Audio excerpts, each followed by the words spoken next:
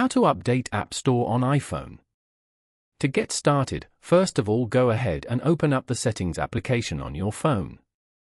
Once you're here, go to General as shown. Then, go to Software Update. You can view the available software downloads over here. As you can see, your phone is already up to date. Note that the App Store application itself is part of the iPhone's operating system and cannot be updated separately like other apps. It is automatically updated whenever you install a new version of iOS on your phone. You can also go to Automatic Updates at the top.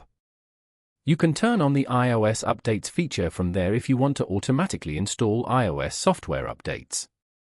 Following these steps, you can easily update App Store on iPhone. Thank you for watching. Please leave a like if this tutorial helped you, or leave a comment below if you have any questions related to the video.